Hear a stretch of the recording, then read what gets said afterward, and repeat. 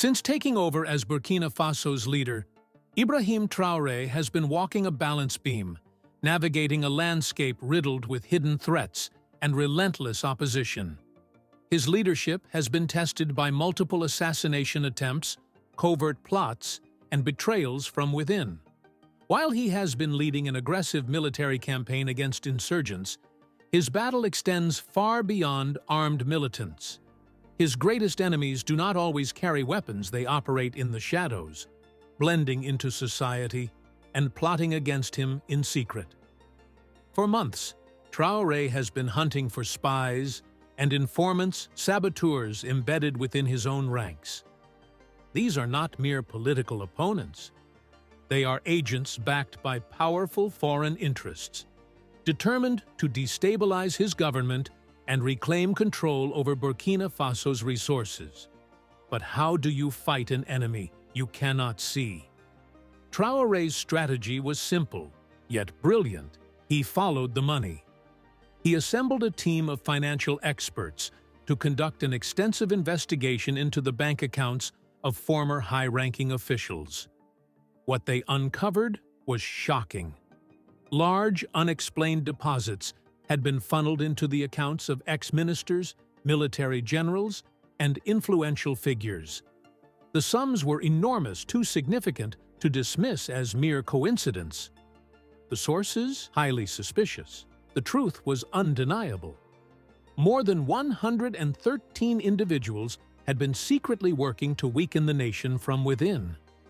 Once their network was exposed, the government acted swiftly, freezing their bank accounts and cutting off their financial support. But this was only the beginning. The real question remained, what would Traoré do next? Would he allow these traitors to slip away? Or would he take decisive action?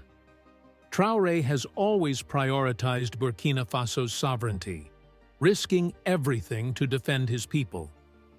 But he has come to an important realization: his survival is not just about him. If he falls, so does the vision he is fighting for. History has already shown how foreign interference can dismantle a revolution from within. The assassination of Thomas Sankara, Burkina Faso's beloved revolutionary leader, was orchestrated by those he once trusted. Traoré refuses to let history repeat itself. Then came a turning point. On November 19, 2024, a bold and unprecedented move sent shockwaves across the nation. Burkina Faso's Minister of Economy, Dr. Abubakar Nakanabo, issued an executive order targeting those financing insurgents groups responsible for repeated attacks on the country and multiple assassination attempts against Traoré himself. The goal? To dismantle the system of corruption and sabotage that had been quietly working to overthrow the government. The military-led administration wasted no time, freezing the assets of 113 individuals and shutting down 2 organizations directly involved in financing destabilization efforts. But the most shocking revelation came when the names on that list were made public. It was a betrayal eerily reminiscent of what happened to Sankara, trusted insiders secretly conspiring with foreign powers. One name stood out above all: Lieutenant Colonel Paul-Henri Sandaogo Damiba. Once the leader of Burkina Faso, Damiba had seized power in early 2022, toppling an elected president. However, just months later, Traoré removed him from power and forced him into exile in Togo. Many assumed Damiba had faded into political obscurity, but the truth was far more sinister. Even in exile, he had been actively working to undermine Burkina Faso's leadership, leaking classified information to foreign intelligence agencies and insurgent groups in a bid to destabilize Traoré's government. Now, with undeniable evidence against him, Burkina Faso is engaged in negotiations with Togo to extradite Damiba so he can face justice. But will Togo comply? Or will outside forces intervene to protect him? That remains to be seen. Meanwhile, the people of Burkina Faso are outraged. The government's crackdown has exposed a deep-rooted conspiracy, implicating not just opposition figures but former government officials, military officers, and well-known media personalities. This is not just about one man, it is about the future of Burkina Faso. General Djibril Bassolé is the most notable figure on the list, a seasoned politician and former foreign minister of Burkina Faso. His influence spans both military and diplomatic circles, making him a well-known figure in the country. However, his name is now making headlines for an entirely different reason: his alleged role in efforts to undermine the government. Another key figure drawing attention is Alpha Barry, a former journalist turned politician with deep connections in the media industry. Authorities claim he has been using his influence to shape public opinion against the government, strategically spreading narratives that fuel division and unrest. Then there is Ahmed Kaunda, a former Special Forces officer known for his expertise in military strategy. Once a protector of national security, he is now accused of using his skills to coordinate secret operations aimed at weakening Traoré's leadership. He isn't acting alone. Ex-military officers like Romeo Awo and Louise Didier Bamouni have also been implicated, allegedly playing direct roles in plots against the administration. But this crackdown is not just about individuals. Burkina Faso has been under siege from a violent insurgency since 2015, with over 26,000 lives lost. Two powerful militant factions, responsible for the majority of these attacks, have also been named in the executive order. Shockingly, nearly 13,500 of these deaths have occurred since Traoré took office in September 2022. Beyond the staggering loss of life, the conflict has left the country in ruins. Entire villages have been wiped off the map, critical infrastructure destroyed, and over 2 million people displaced.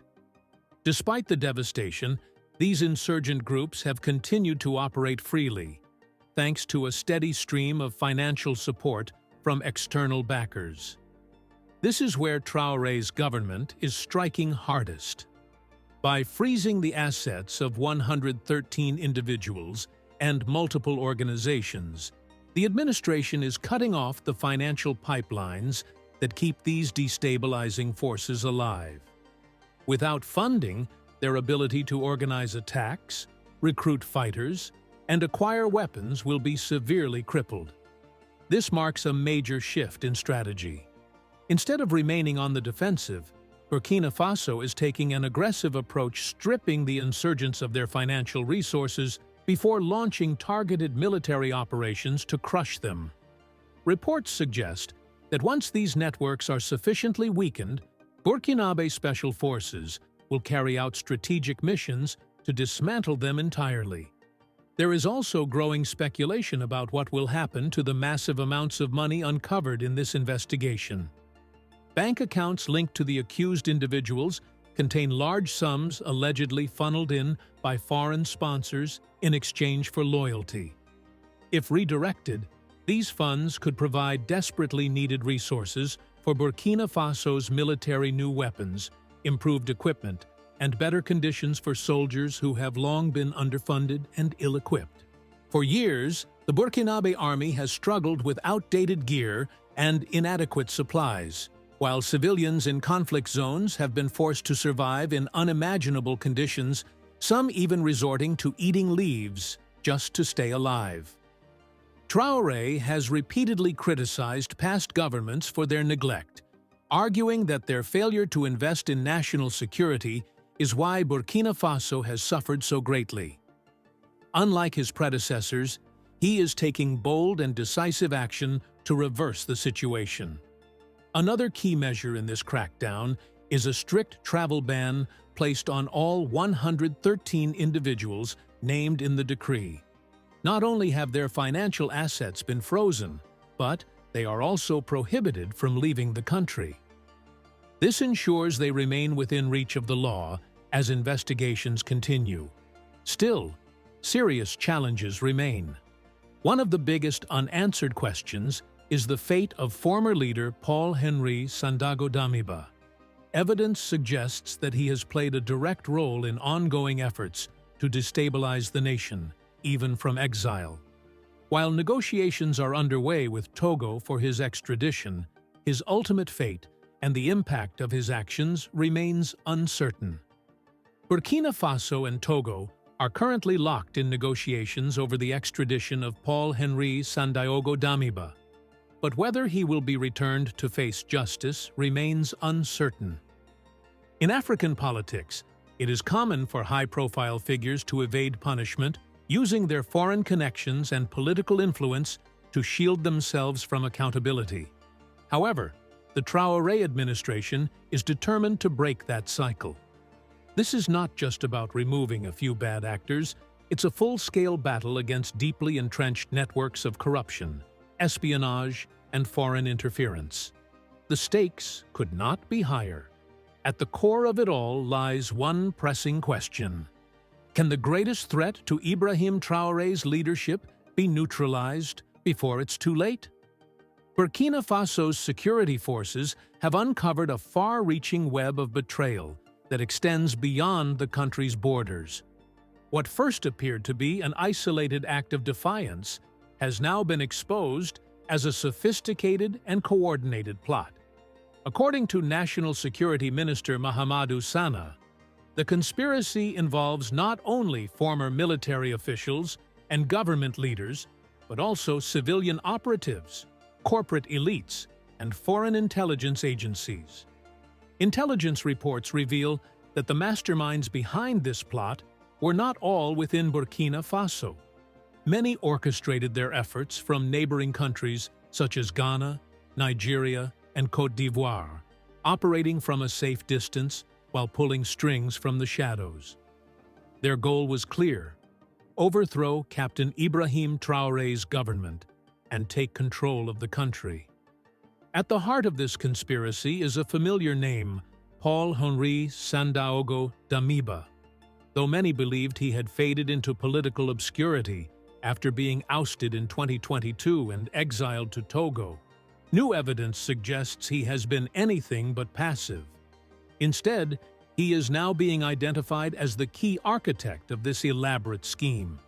Officials allege that Damiba did not act alone. He is believed to have assembled a powerful alliance of former ministers, military officers, and journalists, using their networks to spread propaganda, shape public opinion, and secure funding from both local and foreign sources.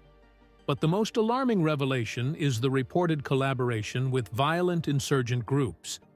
These extremist factions, known for their ruthless attacks across the Sahel, were allegedly recruited and supplied with intelligence and weaponry to launch a wave of coordinated assaults. The objective was not just to weaken Traoré's leadership, but to instill widespread panic. The insurgents were allegedly instructed to target civilians, government officials, and key infrastructure, striking where it would hurt the most. Authorities claim that the conspirators had carefully mapped out a series of high-profile attacks, including plans to strike the presidential residence, a strategic drone base, and a military installation near Ouagadougou Airport. Their strategy was simple, but devastating: inflict terror, destabilize the nation, and make the government appear powerless. However, this plot wasn't limited to military action. Investigators also uncovered an elaborate media campaign designed to turn public sentiment against Traoré. The plan involved using social media, news outlets, and influential voices to amplify reports of rising violence, portraying the government as incapable of maintaining security. The ultimate goal was to create enough anger and fear among the population to justify a coup. The level of planning and coordination behind this operation demonstrates just how far certain individuals were willing to go to regain power. This wasn't about political rivalry, it was about control, influence, and the willingness to sacrifice innocent lives to serve hidden agendas. Recent arrests in Niger have further exposed the scale of this conspiracy. Interrogations of detainees have revealed shocking details about the plot's funding sources, long-term objectives, and international connections.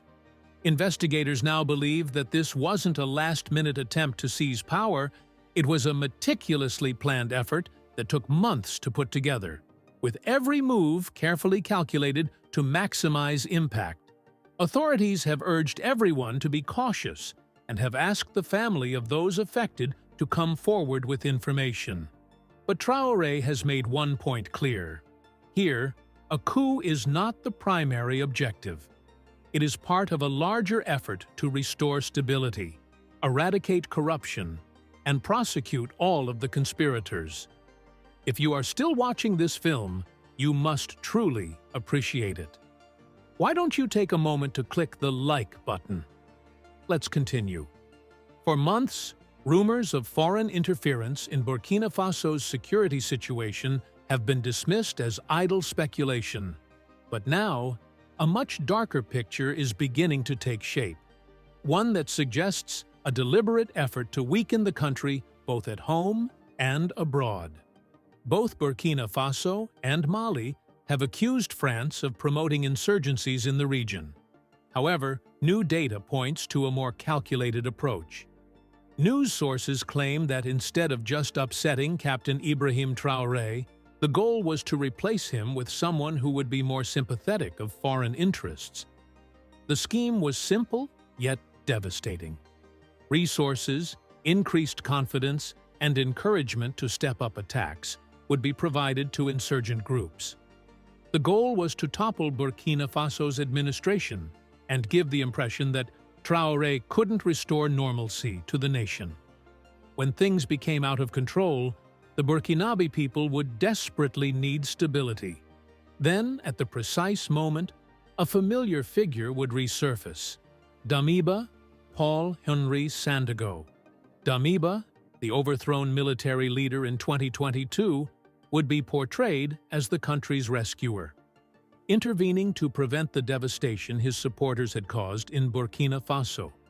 The impression that only Damiba could bring about peace would be created by the sudden departure of the same forces that had sparked the uprising and his continued rule with foreign support.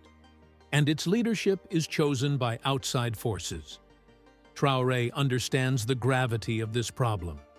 He knows that if this conspiracy is allowed to continue, Burkina Faso would remain in a vicious loop where its people are left to the mercy of political games they never agreed to play, and its leadership is personally selected by outside powers to break the pattern.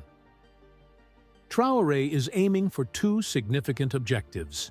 He needs to start by taking on the insurgent threat head-on, focusing on the same organizations that have been used as pieces in this geopolitical chess game. His administration is increasing military operations, bringing stability back, protecting communities, and making it clear that terror will not rule Burkina Faso. Are more significant objectives than just getting rid of armed groups? Second, Traoré knows that as long as Damiba is free, another coup could occur. Damiba may continue to operate clandestinely and wait for another opportunity to attack. Therefore, the purpose of extraditing him from Togo is not only to bring him to court, but also to stop a major contributor to this destabilizing attempt. This approach has already been applied in Burkina Faso, if he is not stopped. In 1987, Thomas Sankara, the country's revolutionary leader, was overthrown in a coup by Blaise Compaoré, his former friend. Compaoré controlled Burkina Faso for 27 years, during which time the country's economy stagnated, its inhabitants suffered, and its dependency on foreign powers grew. Justice seemed within reach when Mandatory was finally removed from office. But when Ivory Coast President Alassane Ouattara granted him Ivorian citizenship in 2016, he was shielded from extradition. Despite being later sentenced to life in prison in absentia for his role in Sankara's death, he continues to live freely in exile. History is not something Traoré wants to repeat. Damiba cannot escape accountability the way Compaoré did. His extradition immediately challenges the long-standing norm of impunity that has allowed political figures to avoid prosecution. For years, the Burkinabe army has struggled with outdated gear and inadequate supplies, while civilians in conflict zones have been forced to survive in unimaginable conditions, some even resorting to eating leaves just to stay alive. Traoré has repeatedly criticized past governments for their neglect, arguing that their failure to invest in national security is why Burkina Faso has suffered so greatly. Unlike his predecessors, he is taking bold and decisive action to reverse the situation. Another key measure in this crackdown is a strict travel ban placed on all 113 individuals named in the decree. Not only have their financial assets been frozen, but they are also prohibited from leaving the country. This ensures they remain within reach of the law as investigations continue. Still, serious challenges remain. One of the biggest unanswered questions is the fate of former leader Paul-Henri Sandaogo Damiba. Evidence suggests that he has played a direct role in ongoing efforts to destabilize the nation, even from exile. While negotiations are underway with Togo for his extradition, his ultimate fate and the impact of his actions remains uncertain. Burkina Faso and Togo are currently locked in negotiations over the extradition of Paul-Henri Sandaogo Damiba, but whether he will be returned to face justice remains uncertain. This is not just about removing a few bad actors, it's a full-scale battle against deeply entrenched networks of corruption, espionage, and foreign interference. The stakes could not be higher. With 113 conspirators, including military officials, intelligence officers, and former ministers, the stakes are incredibly high. Their plot, had it succeeded, could have thrown the country into chaos. Now, the government must decide whether their punishment should serve as a warning or if Burkina Faso should find a different approach to ensure justice without going too far. Perhaps the most troubling thought is that this conspiracy may not be the last. If such a large and well-organized group was secretly working to overthrow the government, who's to say there aren't others still waiting for the right moment to act?